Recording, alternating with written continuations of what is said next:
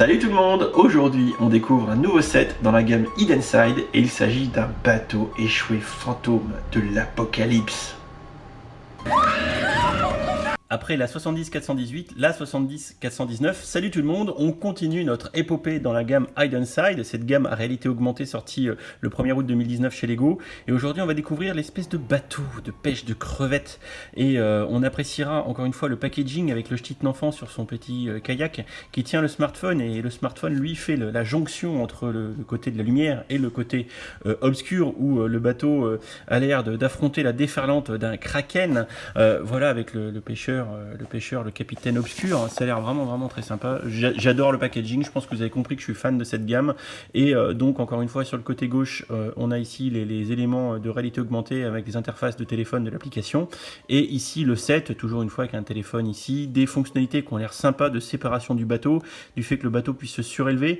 Je vous l'annonce tout de suite, le code couleur du bateau est juste génial et je pense qu'il va plus que bien aller avec la cabane du pêcheur. C'est ce qu'il en ressort depuis que le bateau est sorti. Franchement, c'est une tuerie. Allez, sans plus de suspense, j'ouvre la boîte, on fait la review du set et on fera la partie test avec l'application, bien évidemment. Allez, c'est parti.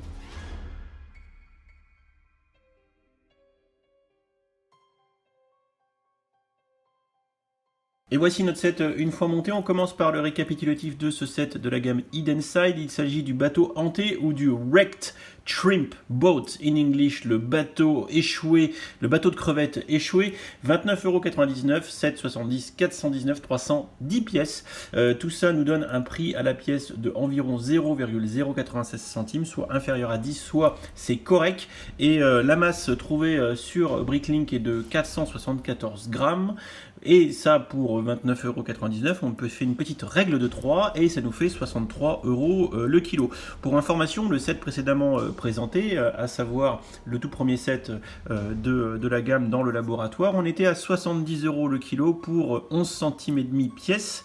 On passe de 11 centimes et demi à 70€ le kilo, à un peu moins de 10 centimes pièce à 63€ le kilo. Ça commence à devenir déjà vachement plus intéressant. On se rapproche d'un prix d'une gamme Lego City. Voilà, donc on enchaîne tout de suite sur les mini-figurines que comporte ce set.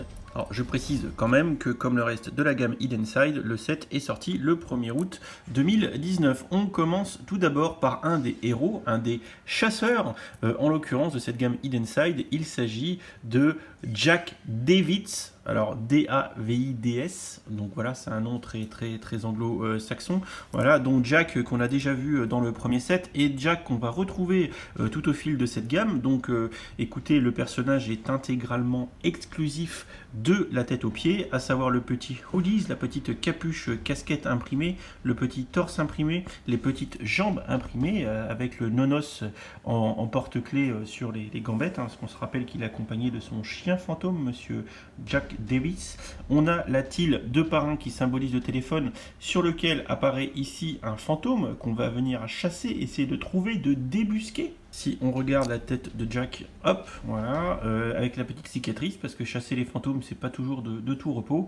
On a une tête apeurée derrière et un torse également imprimé dans le dos, plus la pièce de casquette capuche bi-injectée, bi-moulée, hein, le dual molded, exactement. Donc ça, c'est vraiment très classe. On parle justement de son petit chien.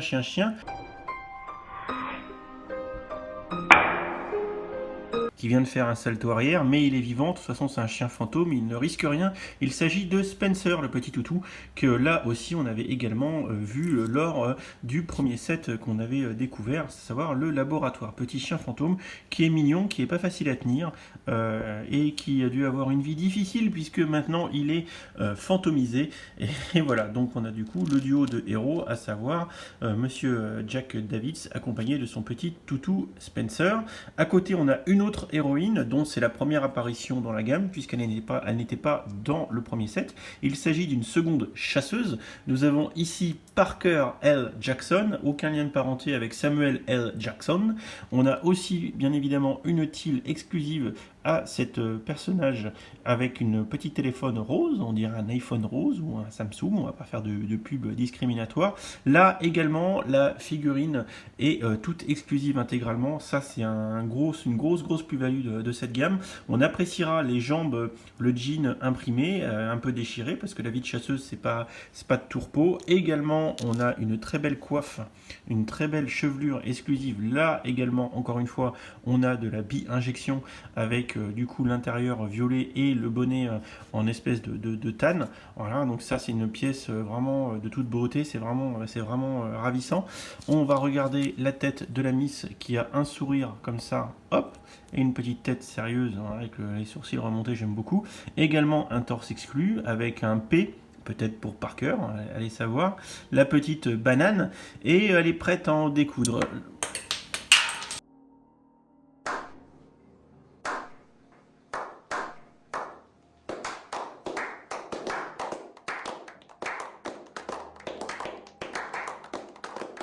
Alors je disais qu'elle était prête à en découdre avant d'échapper sa tête, hop, que je lui remets, enfin sa coiffure, et franchement la figurine est très sympatoche, personnage qu'on va retrouver au gré des différents sets de la gamme, au fur et à mesure qu'on fera des vidéos, on retrouvera différents de ces personnages. Alors on continue avec le personnage civil, les personnages qui vont avec le set hein, et qui vont malheureusement des fois pour certains passer du côté obscur, et c'est le cas du capitaine Jones, le capitaine de ce bateau de pêche à la crevette. Alors là, tout est exclusif sauf sa tête normale qu'il tient dans ses mains. Pauvre homme, hein, il est passé du côté obscur. Donc on appréciera énormément le torse de marin avec le pull à col roulé, le petit parka Guicoten, hashtag la Bretagne ça vous gagne. Voilà. Et les jambes qui sont également imprimées. C'est très léger, hein, on le voit ici. Donc ça, tout est exclusif sauf cette tête-là. Bien évidemment, on appréciera énormément la coiffe de marin. Le bonnet imperméable retroussé qui est génial, et bien sûr quand on est passé du côté obscur, écoutez, il se passe des choses, et là on a donc un capitaine pirate qui est passé du côté obscur avec une tête translucide. Alors peut-être que cette tête se retrouvera par ailleurs dans les autres sets qui arriveront plus tard, on verra, on en discutera à chaque fois pour les sets concernés. Par contre ce qui est clair, c'est que ici les tentacules translucides sont également du coup exclusives à ce personnage. C'est vraiment très sympa. Alors on va juste regarder, je crois que le torse est également imprimé dans le dos. Voilà, la parka est imprimée, c'est très sympa. La tête, elle, n'est imprimée que d'un côté en termes de tête, et à l'arrière on a des espèces de flammes de l'enfer, et il a également un petit sabre translucide vert un peu fluorescent, et franchement c'est très sympathique. Cette figurine fait partie à l'heure actuelle des figurines Lego que je préfère, tellement c'est sympa. J'aime l'univers de la piraterie, donc les petits accessoires de couleurs comme ça, c'est super sympa. Donc côté jour, on aura le capitaine Jones avec sa tête normale, une tête qu'on a déjà vue environ dans moins d'une dizaine de figurines, qui n'est imprimée que d'un côté. Et la nuit, il sera passé du côté obscur des fantômes, et il faudra donc malheureusement le combattre. Chose qui peinera énormément Mr. Jones Junior, Jonas Junior, non je dis Jonas, c'est Jonas ou Jones? Non, Jones, j'écris comme un petit cochon. Donc ici c'est le personnage, le fiston du capitaine, qui lui aussi possède du coup les mêmes jambes imprimées exclusive, un torse exclusif qui est un peu plus rabiboché avec une espèce de salopette, et le pull, le pull en laine en dessous, le pull de marin. Par contre le bonnet lui n'est pas exclusif, on l'a déjà vu dans pas mal de figurines, et par contre la tête elle est exclusive avec la petite barbe et les dents cassées. Voir son papa se transformer en fantôme, ce n'est pas de tout repos, et Mr. Jones Jr. aura fort à faire pour rester à bord du bateau sans finir à la mer avec les attaques de son père transformé en fantôme à grands coups de sabre. Une autre figurine qui accompagne ce bateau de pêche à la crevette, c'est le crocodile, qui est exclusif dans cette version en tanne. C'est assez rare, ça fait un crocodile albinos. On appréciera également la mâchoire supérieure imprimée avec les yeux rouges, ça donne un côté creepy qui est vraiment magnifique. Et voilà, donc franchement Ça donne vraiment envie de fuir et de prendre ses jambes à son cou. Si on regarde maintenant le set, juste tout d'abord, un petit élément d'accessoire, il s'agit ici du kayak qui accompagne le set, et c'est vraiment très sympa parce qu'en jaune il n'y en a eu que dans un autre set, un set City, donc c'est pas une pièce très courante, donc c'est sympa d'avoir un accessoire de ce type, et ça fait partie un peu des méta pièces, donc des pièces qui peuvent coûter un peu cher, donc c'est sympa, qui pour un prix plutôt correct, on est ce genre de petit kayak qui accompagne le set. On va désormais passer à la review présentation du set en lui-même avant de passer ensuite à la partie gameplay. Voilà, donc on va faire le crocodile se promener ailleurs, le petit kayak aussi va s'en aller, et on va se concentrer sur le set en lui-même. Alors il s'agit du bateau de pêche à la crevette, ou du bateau hanté en français, on préférera le Wrecked Shrimp Boat pour shrimp, crevette, boat, bateau évidemment. Alors effectivement, là quand on regarde comme ça, le bateau il est échoué, c'est sympa puisqu'on a un élément de décor ici qui va faire support pour le bateau, mise en scène. Je trouve ça vraiment super intéressant, je trouve ça super joli. Je pense que je vais utiliser beaucoup de superlatifs dans ce set, clairement, j'avais annoncé un petit peu la couleur. Donc on peut très simplement sortir l'arrière du bateau puisque c'est tenu par un système de pinoche technique, rien de transcendant, et la partie avant également va pouvoir se libérer de cette structure de support assez aisément, et une fois qu'on a séparé le tout, bon voilà, un pinoche technique is your friend, il suffit donc de pinocher, hop, et aucun lien avec un dictateur évidemment, le bateau, et on a un bateau qui est en une seule partie. Voilà, alors clairement le design du bateau est vraiment sympa, hein, ça donne un petit peu l'impression d'un petit bateau de pêche tout rikiki, dédié en l'occurrence à la pêche à la crevette, et j'aime beaucoup son code couleur. Alors je sais qu'il y a beaucoup de gens qui ont déjà vu que ce set va magnifiquement bien avec la cabane du pêcheur, on en reparlera, mais clairement ça va de soi quand on commence à avoir du sand green sur la toiture ici, un petit peu devant, de la couleur bois sur tout le pourtour, du bleu sombre en dessous, effectivement le code couleur va aisément de pair avec la cabane du pêcheur. Clairement je pense qu'il n'y a pas d'équivoque. Pour vous en parler tout de suite, je peux vous dire que si vous prenez ce petit bateau, vous avez la cabane du pêcheur, que vous le mettez à côté, c'est un carton plein, c'est juste magnifique. Faisons le tour du bateau. Il y a quand même beaucoup de stickers qui en l'occurrence ont été magnifiquement posés par mon copain Jules. On en a entre autres sur les vitres, vitres cassées. Quand on passe du côté obscur, il se passe des choses. On a ici, et c'est un stickers, voilà, la bouée de sauvetage, c'est tellement bien posé qu'on ne s'en rend pas compte. Maria, qui est le nom du bateau, qui est également un stickers. Alors ça c'est toujours plus chiant parce qu'on le voit très légèrement dans le coin, dans les coins. En fait, on a toujours tendance à laisser les empreintes digitales sur, on le voit très légèrement ici, du doigt sur les stickers. On le voit aussi ici sur le stickers du bateau. Alors c'est vrai que ça aurait été largement mieux avec des pièces imprimées, tampographiées, clairement, mais là c'est full stickers. On a le logo de la pêche à la crevette sur le toit ici, le petit élément d'antenne de bateau, ça c'est cool. Un autre sticker sans symétrique ici, toujours le logo, le nom du bateau, le Maria, qui est très joli. On a une autre tile ronde de 2 par 2 avec la bouée de sauvetage dessus. Le matricule du bateau, 60719.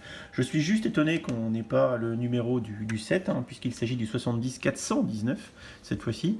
On a un autre petit élément de décor en stickers devant, avec une petite tile de 2 par 1 bleu, dark blue, avec dessus un petit sticker, c'est des encres. Devant, on a ici, comme vous pouvez le voir, une petite tile avec 2 tenons qui permet de mettre à la proue du vaisseau une figurine, et surtout un capitaine en mode hanté, le capitaine Jones. Voilà, on a les petites rambardes avec les bouées sur les côtés. On a un petit poste de pilotage à l'avant, donc on voit ici une brique biseautée qu'on connaît bien, et un autre sticker qui est posé au fond. La pièce de voiture d'habituellement que j'ai vu sur des Speed Champions par exemple, je crois, ou sur des voitures. Un sticker qui fait le moteur du bateau. On a une caisse à l'arrière avec les fruits de la pêche du bateau. Après tout, il ne faut pas revenir bredouille si on veut rentrer au port et faire des sous. On a en l'occurrence à l'intérieur 2 poissons et 2 tenons avec une griffe rouge. Je suppose que ce sont des crevettes. Voilà. je ne sais pas forcément très bien représenté, mais je suppose qu'il s'agit de crevettes. Pour en terminer, en termes de design général, bon, bah, je trouve que c'est très fidèle à la notion de bateau. Je pense que c'est vraiment très bien intégré. Avec peu de pièces, on fait quelque chose qui est, à mon sens, très parlant. C'est vraiment mignon. Enfin, franchement, je ne sais pas ce que vous en pensez, mais c'est plutôt mignon. Pour en terminer, il y a toujours la notion de fonctionnalité de cette gamme Hidden-Side avec les notions d'interactivité avec l'application. Et pour ce faire, ce sera systématique sur tous les sets de la gamme. Et on l'a vu sur le laboratoire, on aura toujours une molette qui va nous faire tourner des éléments de couleur. Ici, en l'occurrence, deux briques incurvées, jaune, rose, on va dire ça comme ça, bleu nuit et bleu turquoise, et jaune, si je ne l'ai pas déjà dit. Et en fait, le fait de tourner cette molette va permettre à l'application de faire une reconnaissance de couleur et donc de changer la couleur du détecteur du téléphone des chasseurs. C'est-à-dire que les chasseurs qui sont ici ont une application sur leur téléphone pour pouvoir combattre les méchants fantômes, mais pour détecter les fantômes qui ont tous une couleur particulière, si on a le fantôme jaune, si on a un fantôme jaune qui est caché dans le set, il faut que le détecteur soit calé sur le jaune. Donc il faudra scanner la molette jaune pour que le détecteur des téléphones passe en jaune et pour qu'on puisse trouver les fantômes jaunes. Si j'ai un fantôme bleu et que je suis sur le jaune, je ne le vois pas. Dans ce cas-là, il faudra que je mette la molette sur le bleu, hop, voilà, comme ça, que je rescanne le bateau avec la couleur bleue, et là je passerai mes téléphones de chasseur en mode je détecte du bleu et donc des fantômes bleus. Voilà, j'espère avoir été clair. J'ai terminé ce petit tour du bateau et on va regarder maintenant brièvement l'élément de décor qui est aussi assez sympatoche, qui permet de bien mettre en valeur sur un piédestal notre bateau.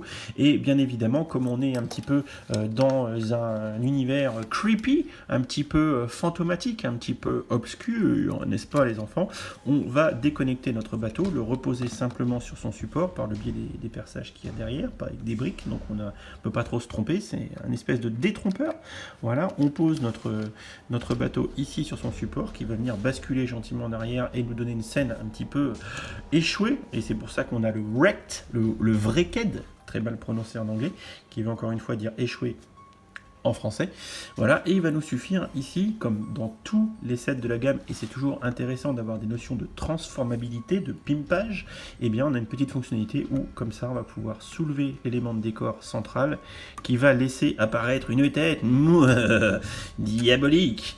Alors on appréciera ici des pièces exclusives puisqu'on a deux tiles de 1 par 1 qui sont imprimés avec des yeux creepy ici, et les dents, avec ici des dents qui sont à 90 degrés, et les petites dents ici. Tout ça est dans une couleur très dure à prononcer qui est le yellowish green, le vert un peu jaune, c'est très sympa, ou le vert un peu fluo, on pourrait dire ça comme ça en français. C'est vraiment magnifique, et du coup moi j'aime beaucoup cette gamme Hidden-Side dans sa globalité. Allez, maintenant ce que je vous propose, maintenant qu'on a bien fait le tour de ce petit bateau, déjà que ça fait je sais pas combien de temps que j'en cause, et on est que sur les plus petits sets de la gamme, donc je vous laisse imaginer quand on sera sur les grosses boîtes.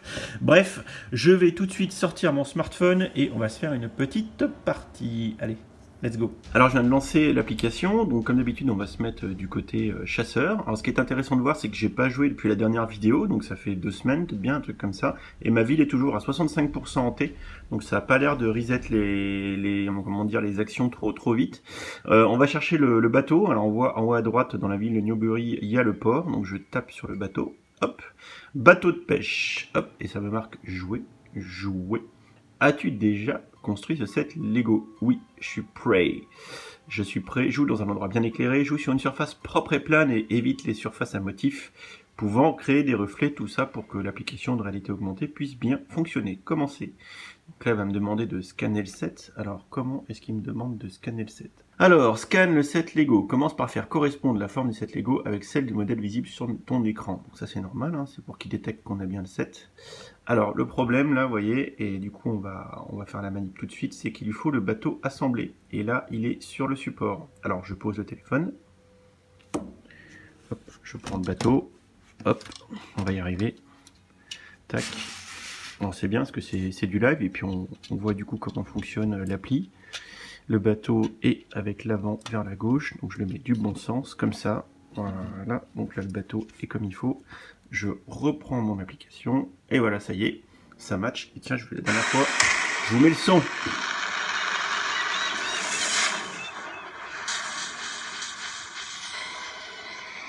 Alors, je vais reculer le bateau. Donc, alors je fais qu'une partie, hein, parce que la vidéo est déjà assez longue, et pour éviter que ça ne dure 3 plombes comme d'habitude. Alors, cet endroit est complètement été gloomé, tu dois éliminer le gloom, et vite, mais d'abord tu dois le trouver. Donc comme d'habitude, on a une main ici qui symbolise la main du joueur, et il va falloir tourner la molette du bateau qui est à l'arrière, qui est ici, pour pouvoir du coup changer la couleur du détecteur de fantômes qui est là-dedans, compris? Ok, change les couleurs, on nous montre, d'accord. Alors là, dit de se mettre... non, dit rien, ok. Appuie pour scanner, compris, ok. Alors, c'est marqué, appuie sur le jaune, donc, hop, là. Je vais mettre le jaune, hop, voilà. J'ai mis le jaune, et je vais scanner.